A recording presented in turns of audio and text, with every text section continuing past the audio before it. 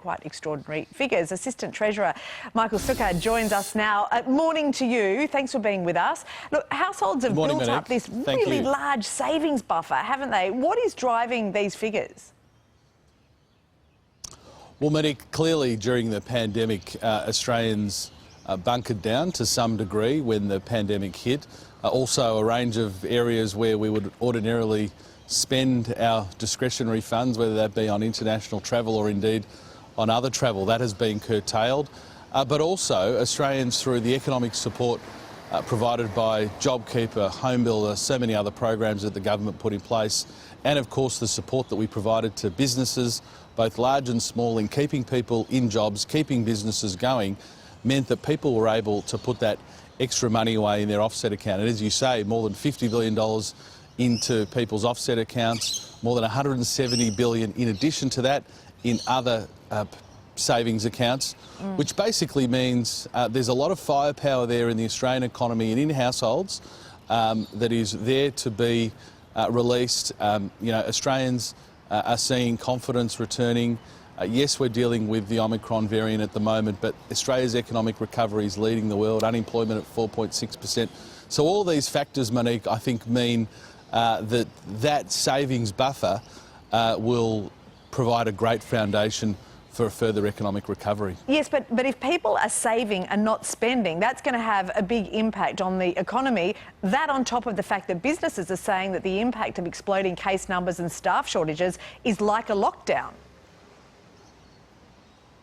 Well, look, Monique, obviously these sorts of questions rely on a range of factors, and confidence is one of them. And we saw leading up to Christmas confidence returning. We've seen a few issues with Omicron since then, and we're seeing some early data that shows some of the issues that have been caused by Omicron over the last 6 weeks. But if you look at the trajectory of the Australian economy over the last few months as we've reopened, that trajectory is promising. And as I say, the extra savings buffer that now is sitting with households means that can be used in other parts of the economy when discretionary spending returns even more than it already has.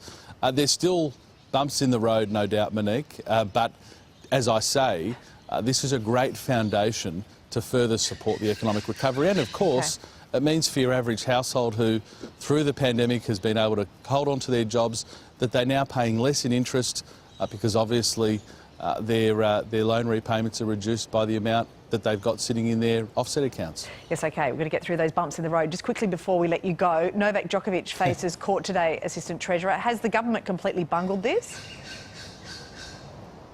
Not at all, Monique. The reality is we have to dispassionately ensure that the integrities of our borders are upheld.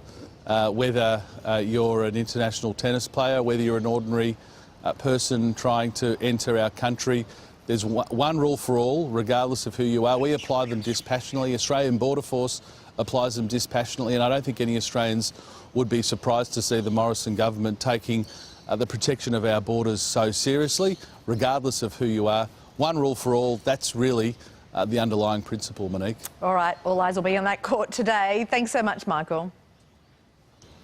Good on you. Thanks so much. Here's Matt.